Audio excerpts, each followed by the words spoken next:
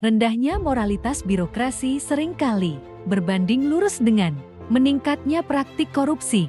Dampaknya tidak hanya berupa kerugian keuangan negara, tetapi juga menurunnya kualitas pelayanan publik dan runtuhnya kepercayaan masyarakat terhadap pemerintah.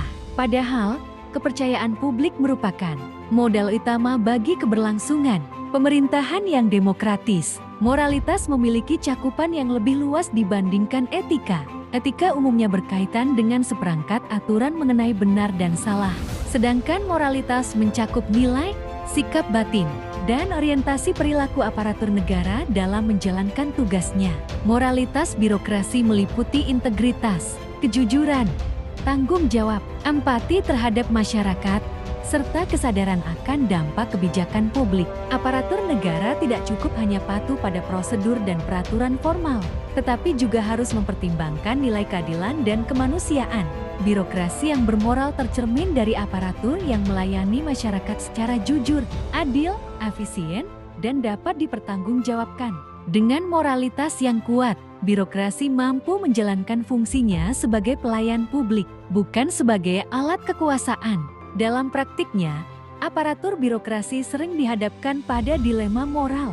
Dilema ini muncul ketika aturan formal yang bersifat kaku tidak sepenuhnya mampu menjawab kebutuhan masyarakat yang dinamis. Selain itu, aparatur juga kerap menghadapi tekanan politik, baik dari atasan, elit politik, maupun kelompok berkepentingan.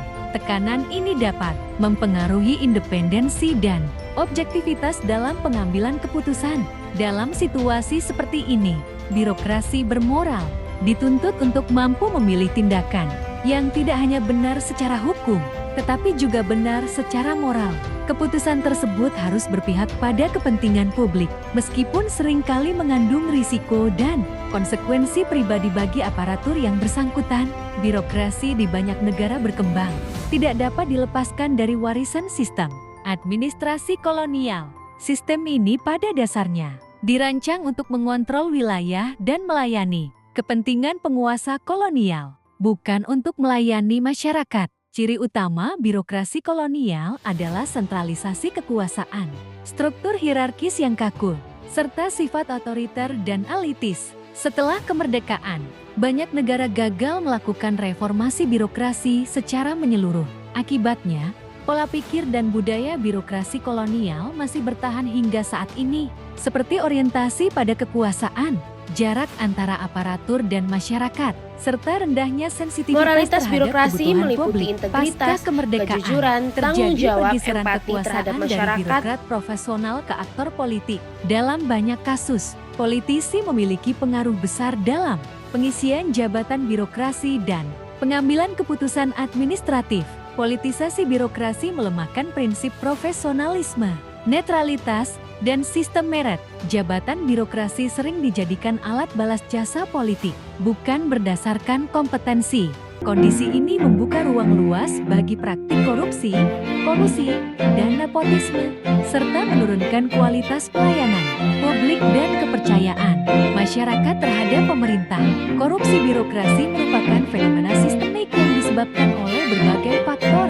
Salah satunya adalah rendahnya kesejahteraan aparatur yang mendorong sebagian pegawai mencari keuntungan tambahan secara tidak sah. Faktor lain adalah konflik nilai budaya, seperti praktik patronas dan kekerabatan yang bertentangan dengan prinsip profesionalisme.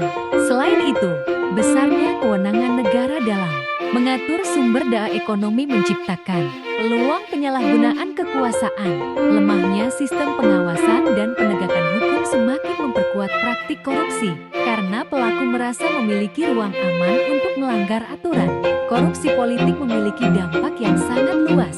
Korupsi merusak kualitas demokrasi karena keputusan publik tidak lagi diambil berdasarkan kepentingan rakyat, melainkan kepentingan elit tertentu. Korupsi juga melahirkan pusat-pusat kekuasaan ekstra konstitusional. Dia adalah menurunnya kualitas pelayanan publik dan meningkatnya ketimpangan sosial. Yang paling berbahaya, korupsi merusak kepercayaan publik terhadap pemerintah dan mengancam legitimasi negara. Akuntabilitas merupakan mekanisme pertanggungjawaban atas penggunaan kekuasaan publik. Melalui akuntabilitas, pejabat publik diwajibkan menjelaskan dan mempertanggungjawabkan setiap keputusan dan tindakan kepada masyarakat. Akuntabilitas menjadi alat penting untuk mencegah penyalahgunaan kewenangan dan memastikan birokrasi bekerja sesuai dengan kepentingan publik. Akuntabilitas birokrasi mencakup 5 dimensi utama, yaitu akuntabilitas administratif, hukum, politik, profesional, dan moral. Akuntabilitas administratif berkaitan dengan pengawasan internal dan hierarki organisasi. Akuntabilitas hukum menekankan pertanggungjawaban melalui mekanisme legislatif dan yudisial. Akuntabilitas politik berkaitan dengan legitimasi kebijakan publik. Akuntabilitas profesional menuntut kepatuhan terhadap kode etik profesi. Sedangkan akuntabilitas moral berakar pada nilai-nilai yang diakui masyarakat dan konstitusi. Dimensi moral menjadi fondasi utama bagi birokrasi yang berintegritas. Teologi administrasi merupakan pendekatan yang menekankan dimensi spiritual dan kemanusiaan dalam birokrasi. Pendekatan ini memandang pelayanan publik sebagai bentuk panggilan dan pengabdian melalui konsep pelayanan universal, doktrin panggilan, dan reinterpretasi netralitas. Teologi administrasi mendorong birokrasi untuk lebih berorientasi pada nilai kemanusiaan dan keadilan sosial.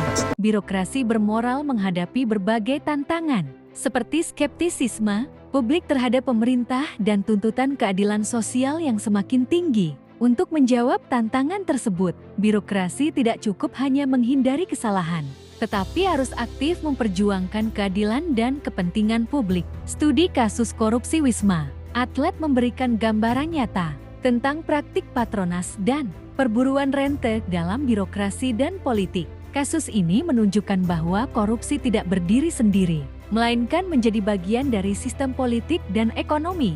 Muhammad Nazarudin memanfaatkan jabatannya sebagai anggota DPR dan bendahara Partai Demokrat untuk mengatur proyek pemerintah dan memperoleh renta. Dana hasil korupsi tidak hanya digunakan untuk kepentingan pribadi, tetapi juga untuk membangun patronas politik demi kekuasaan jangka panjang.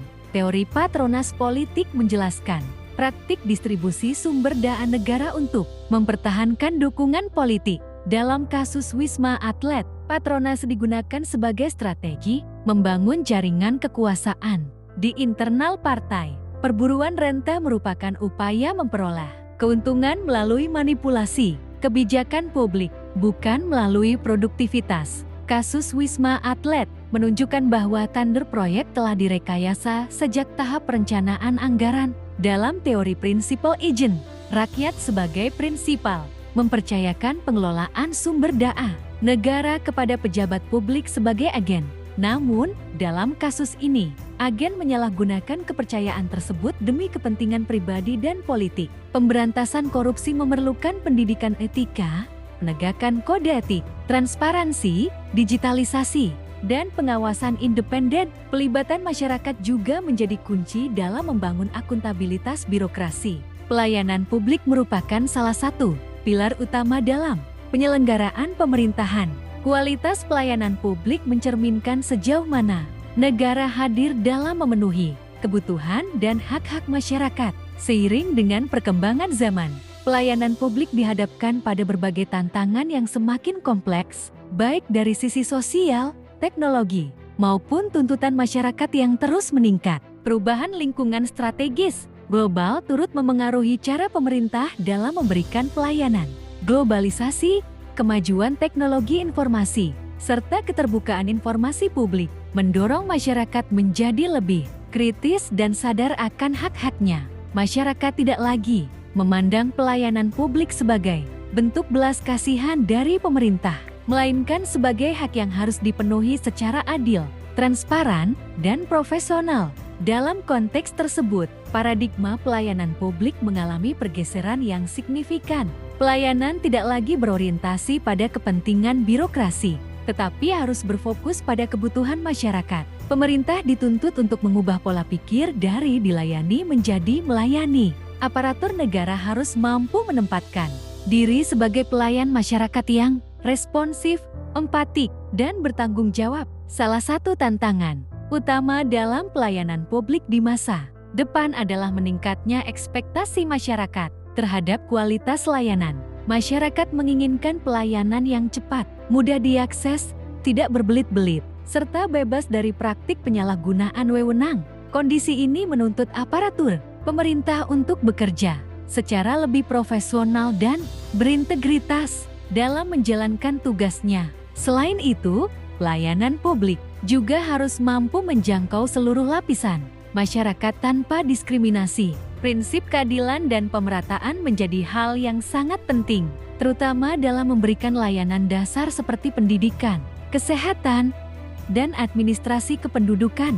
Pemerintah dituntut untuk memastikan bahwa setiap warga negara memperoleh hak pelayanan yang sama, tanpa memandang latar belakang sosial, ekonomi, maupun geografis. Transformasi digital menjadi salah satu aspek penting yang dibahas dalam video ini. Pemanfaatan teknologi, informasi, dan komunikasi dalam pelayanan publik diharapkan mampu meningkatkan efisiensi, efektivitas, dan transparansi. Melalui digitalisasi, proses pelayanan dapat dilakukan dengan lebih cepat, akurat, dan terukur, sehingga dapat mengurangi potensi kesalahan dan praktik maladministrasi. Namun demikian, transformasi digital juga menghadirkan tantangan tersendiri. Tidak semua aparatur maupun masyarakat memiliki kesiapan yang sama dalam menghadapi perubahan teknologi. Oleh karena itu, peningkatan kompetensi sumber daya manusia aparatur menjadi hal yang mutlak diperlukan. Aparatur harus dibekali dengan kemampuan teknis, literasi digital, serta pola pikir yang terbuka terhadap inovasi dan perubahan. Pada bagian ini, saya akan menjelaskan mini project yang dirancang sebagai upaya konkret untuk memperkuat moralitas birokrasi dan mencegah praktik korupsi dalam pengadaan barang dan jasa pemerintah.